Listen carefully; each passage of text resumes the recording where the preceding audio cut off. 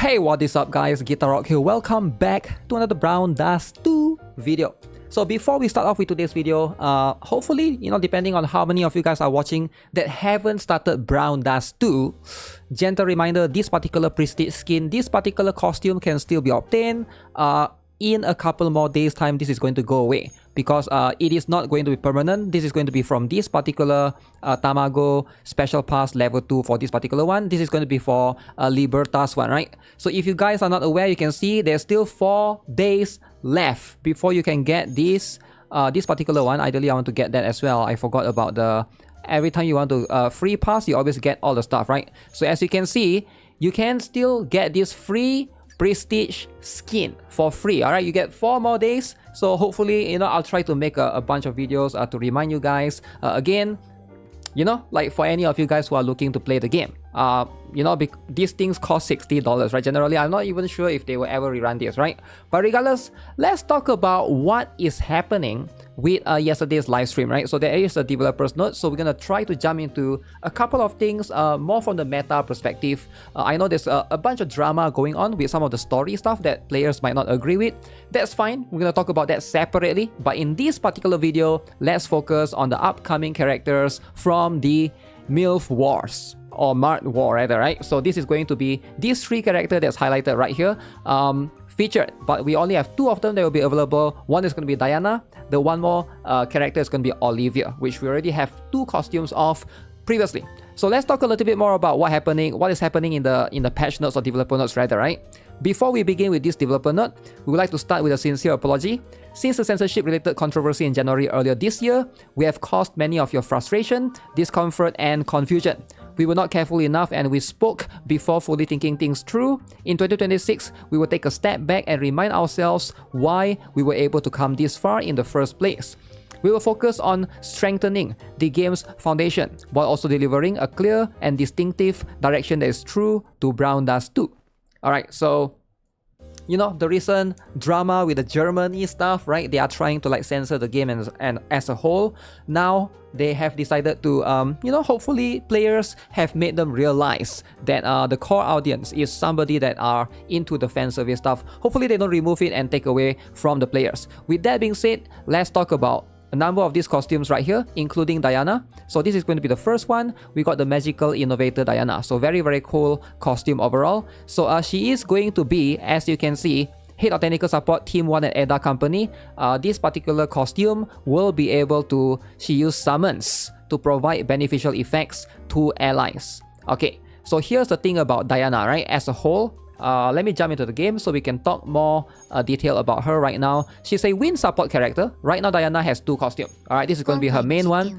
This is probably the strongest one. You also get this particular copy of Diana for free. 1 copy will be available to you. That's going to be able to for you to obtain, right? In one of the, you can use the scrolls and stuff. Now, she's very strong. Alright, she's an aura character. Allies within the aura gain 220% increase in property damage and 30% increase in crit rate. So Diana has 2 costumes. This is going to be one of it. The other costume is going to be this particular one, which is going to be a bit different. This particular one, as you can see, gives you the aura that gains an energy guard that scales off her magic attack, which regenerates each turn.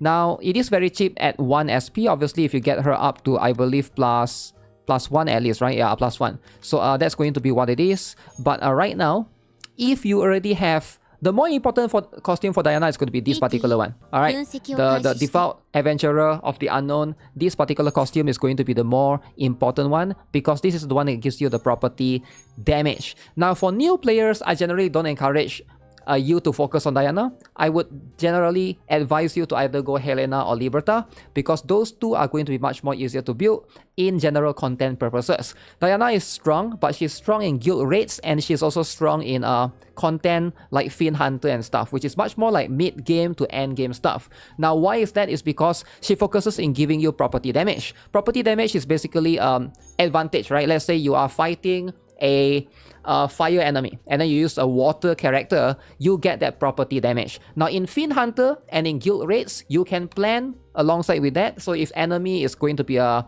light type, use a dark type main DPS and then you bring Diana, so you get a lot of damage boost in that particular content. But for new players, your focus ideally is to be progressing in story. All right, basically in story, campaign, all the story packs, right? Hard, easy, whatever, right? And then maybe like a little bit of everything else in Evil Castle, PvP or whatever. Diana doesn't really shine there in particular, just because in those situations, you don't really plan accordingly to the enemy's elements, right? You fight like random. Some of the stage even have random enemies even, right? So in most cases, for those, you build around a team rather than you build around the enemy. Does it make sense? Like you use Helena if you're trying to run a magic team, or Liberta if you're trying to run a physical team. But also now we have options, for example, Grenadier, which also shines in magic team.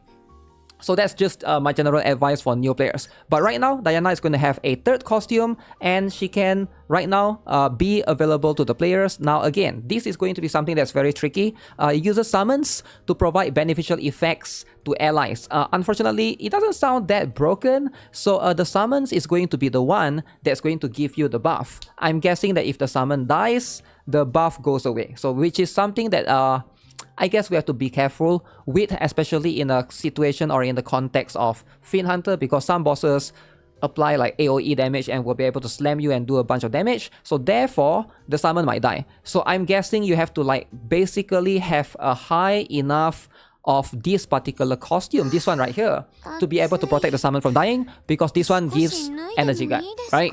So again, this is going to be something that we'll have to see how it works based on the wording right now. I can only speculate because we already have two other Diana costume.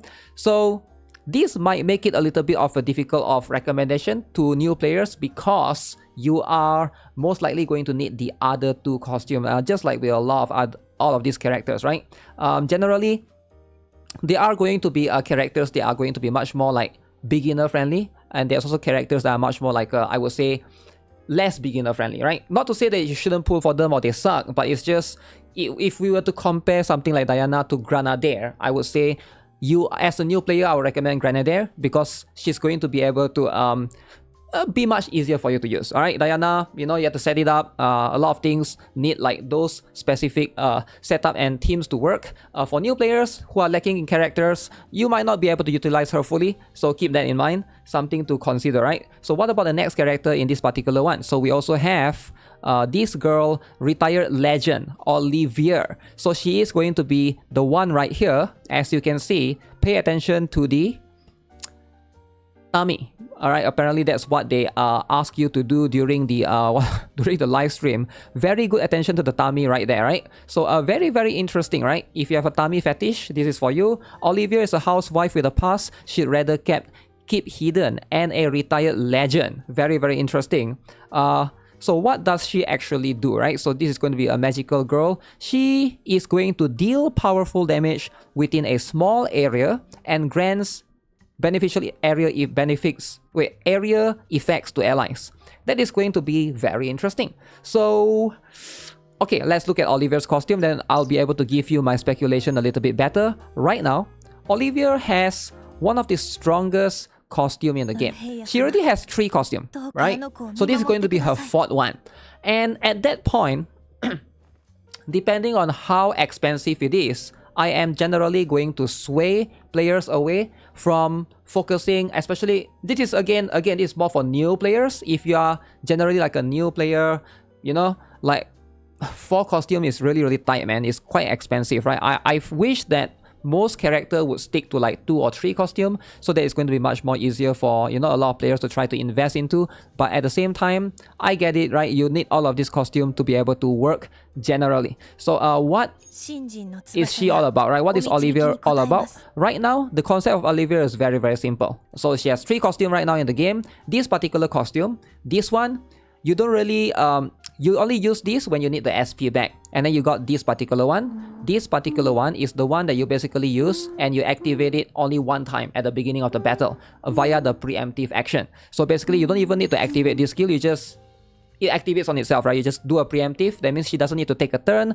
to activate the ability. All right, you have 100% chance to evade enemy attacks. All right, that one is whatever. But mostly, you activate this is because for the increase in magic attack by 80% for 10 turns. Usually this lasts the entire battle. There are some, unique occasions where it doesn't last the entire battle, but usually 10 turns is enough for it to last almost all entire battle for most Fiend Hunter, maybe not guild raids, right, but most Fiend Hunter and stuff. But even if it expires, you can basically reapply it again for the 80% magic attack. But in most cases, this is the one that you apply at the beginning, and then you try to burst down the enemy with this particular one. So this is going to be the one that you try to burst down the enemy. Alright, you are going to do a bunch of damage. This is going to be the highest damage for the costume. The damage is increased 100% for each additional SP consumed. So the more SP you have, the more damage you can do, right? So that's going to be how it is. Now, because she needs a lot of SP, the more SP you do, the more damage you'll be able to perform. You need this particular costume. Alright, now this one is going to give you back SP depending on the enemies that you hit. Alright, restore 1 SP to allies each time an attack hits an enemy. So the more enemies on the map or the more parts that bosses have, the more SP you're able to recover. So this one and this one basically, synergizes with each other, right? You are going to be able to do both of these, perform significant one. So you don't really use this for the damage. You use this just more to get back SP, more to give it back to this particular costume to do the damage. Now this costume, in my opinion, it is going to be one of the highest dealing damage costume right now, right? Did a bunch of testing previously, comparable to Sacred Justia, but I think Sacred Justia is still going to be much cheaper for a new player to invest into because she only has 1 costume, right? Whereas for Olivia, now you have like 3, and then we have 4th costume right now, right? So what is the 4th costume going to do? She deals powerful damage within a small area, grants beneficial area effects to allies.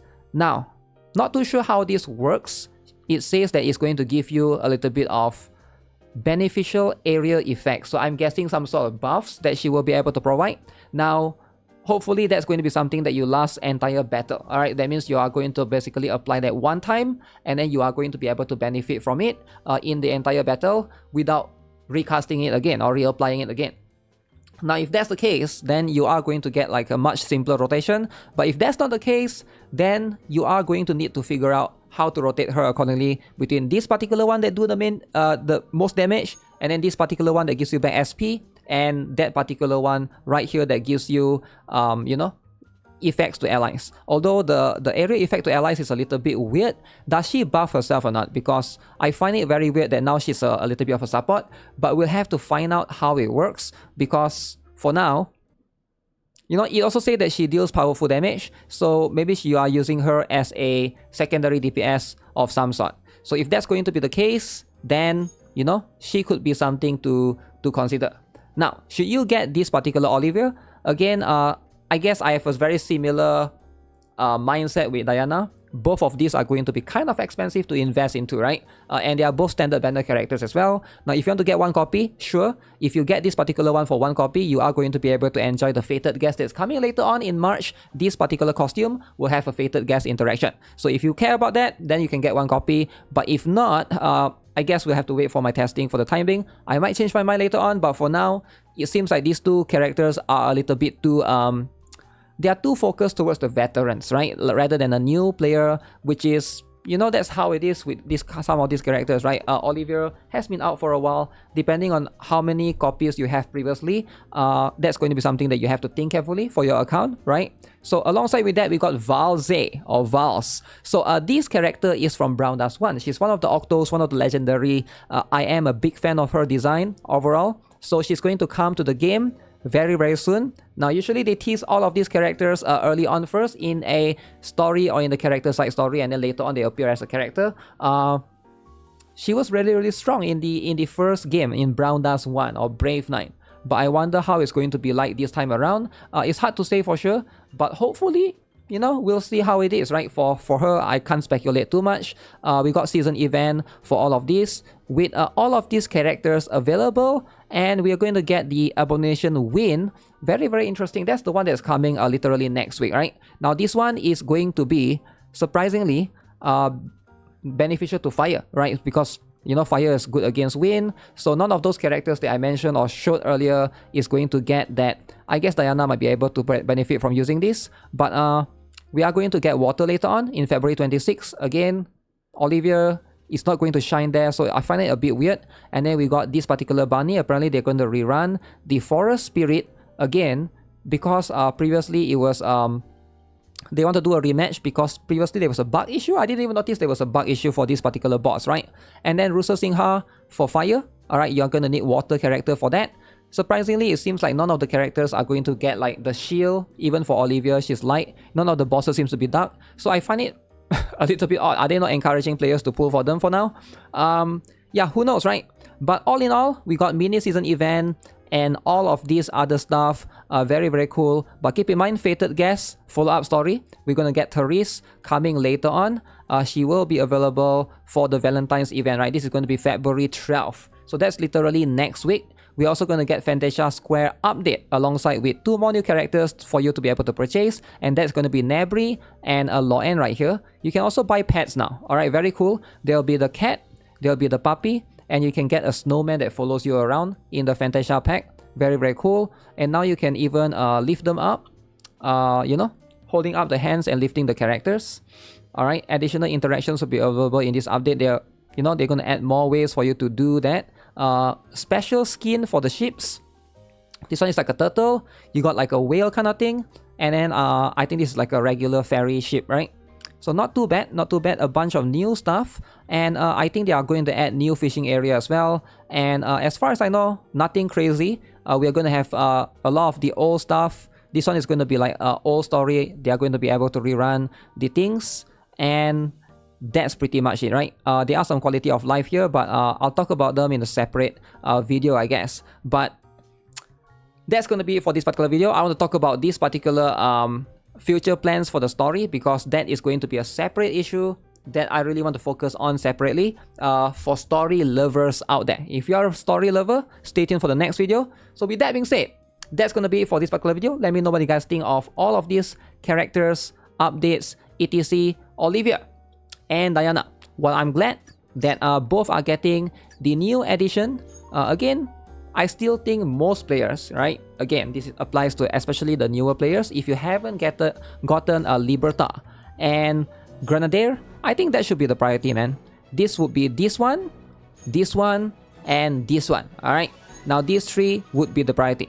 Now a lot of players ask me between these 2 Grenadier, which one should be the priority. I'll prioritize this particular one to +5 first, because this one is the one that consume 1 SP and you can 3 turn cooldown, and then get this one as well. Alright, all these 3, if you haven't +5 them, this should be your focus. Alright, now again, if you just want to get 1 copy, you just want to collect, sure, I get it, but I'm just giving advice from a meta's perspective. I think Grenadier, she is probably going to be, even in the recent Fin Hunter, she replaces Helena for me. Alright, I don't really use Helena anymore. I guess you can still consider using it in some situation, in some circumstances, but you know, it is going to be what it is.